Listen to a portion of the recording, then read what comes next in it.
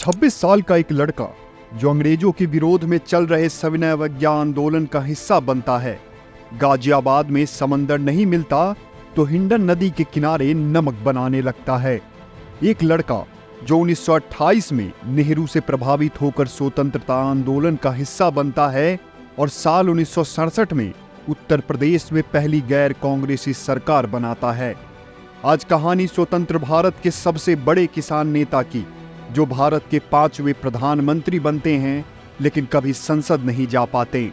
आज कहानी चौधरी चरण सिंह की, जिनके बारे में कहा जाता है कि अगर इस प्रधानमंत्री ने संसद में बोला होता तो शायद आज किसानों की स्थिति कुछ और ही होती। दिसंबर 1902 का वक्त था। लोग जबरदस्त ठंड से ठिठुर रहे थे। उसी हड्डियों को कपा देने वाली ठंड के बीच उत्तर प्रदेश के हापुड़ में चौधरी चरण सिंह का जन्म हुआ था। किसान परिवार था और आसपास में सिर्फ किसान परिवार ही रहते थे। इसी कारण उन्होंने किसानों की समस्याओं को करीब से सिर्फ देखा ही नहीं था बल्कि झेला भी था। उम्र के 26 वसंत पार होते ही वो आगरा विश्वविद्यालय से लॉ पढ़कर वकील बन गए, लेकिन हाथों की लकीर उन्हें किसी और दिशा में ले जाना चाहती थी। साल 1929 में गांधी ने पूर्ण स्वराज की घोषणा कर दी और जवाहरलाल नेहरू सबसे बड़े नेता बन के उभरे। चरण सिंह नेहरू से प्रभावित होकर साल 1930 में शुरू हुए सविनय अवज्ञा आंदोलन का हिस्सा बन गए। गाजियाबाद में समंदर था नहीं तो चरण सिंह ने हिंडन नदी के किनारे ही नमक बनाना शुरू कर दिया, जिस कारण उन्हें गिरफ्तार किया गया और लगभग 6 महीनों तक वो जेल में रहे। जब वो जेल से बाहर निकले तो पूरी तरह से वो स्वतंत्रता आंदोलन का हिस्सा बन गए। साल 1937 में उन्होंने विधानसभा का चुनाव लड़ा और जीत भी गए। जीतते ही उन्होंने विधानसभा में किसानों के हित में एक क्रांतिकारी बिल पेश किया। अंग्रेजी हुकूमत के द्वारा जो टैक्स किसानों के ऊपर लगाया जाता था, इससे किसानों की स्थिति दिन प्रतिदिन खराब होती जा रही थी।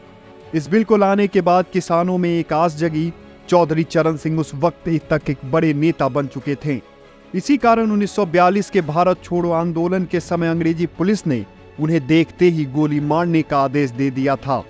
दरअसल भारत छोड़ो आंदोलन के समय अंग्रेजों के हाथ न आए, इसके लिए उन्होंने एक क्रांतिकारी संगठन बनाया और गुप्त रूप से कई सभाएं की। हालांकि अंत में वो गिरफ्तार हुए और 1.5 साल तक जेल में बंद रहे। कुछ सालों में भारत आजाद हो गई और इसके साथ ही चौधरी चरण सिंह का नेहरू से मोह भी भंग हो गया। दरअसल नेहरू भारत में आर्थिक सुधारों के लिए सोवियत संघ की नीति को अपनाना चाहते थे, लेकिन मधुलिमय, राम मनोहर लोहिया और चौधरी चरण सिंह जैसे नेताओं ने नेहरू का विरोध किया।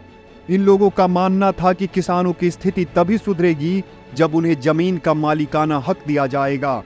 हालांकि चौधरी चरण सिंह और कांग्रेस के बीच भारी मतभेद होने के बाद भी चरण सिंह ने 1952, 1962 और 1967 के विधानसभा चुनाव में कांग्रेस के टिकट पर जीत दर्ज की और फिर साल 1967 में ही कांग्रेस से अलग होकर क्रांति दल नाम की पार्टी बनाई और 1967 और 70 में उत्तर प्रदेश के पहले गैर कांग्रेसी मुख्यमंत्री बने। मुख्यमंत्री बनते ही उन्होंने खाद पर लगने वाले सेल्स टैक्स को खत्म कर दिया। साथ ही उन्होंने सीलिंग में मिली जमीनों को भी किसानों में बांटने की कोशिश की, लेकिन वो सफल नहीं हो पाए। कुछ सालों बाद इंदिरा गांधी प्रधानमंत्री बनी और साल 1975 में आपातकाल की घोषणा कर दी गई। चरण सिंह को जेल में डाल दिया गया। साल 1977 में लोकसभा चुनाव हुआ और देश में पहली बार गैर कांग्रेसी सरकार बनी। मोरारजी देसाई की अगुवाई में जनता दल की सरकार बनी और चरण सिंह को गृह मंत्री बनाया गया। हालांकि आपसी कलह के कारण सरकार अधिक दिनों तक चल नहीं पाई। जनता दल की सरकार गिर गई और 28 जुलाई 1979 को कांग्रेस के समर्थन से चौधरी चरण सिंह प्रधानमंत्री बन गए। लेकिन एक महीना भी नहीं बीता था कि 19 अगस्त को इंदिरा गांधी ने चरण सिंह से समर्थन वापस ले लिया। महज 24 दिनों में ही चरण सिंह की सरकार गिर गई। चौधरी चरण सिंह पहले प्रधानमंत्री बने जिन्होंने संसद में एक भी दिन भाषण नहीं दिया। हालांकि राजनीतिक पंडितों की माने तो अगर चौधरी चरण सिंह का संसद में भाषण हुआ होता तो आज किसानों की स्थिति कुछ और ही होती।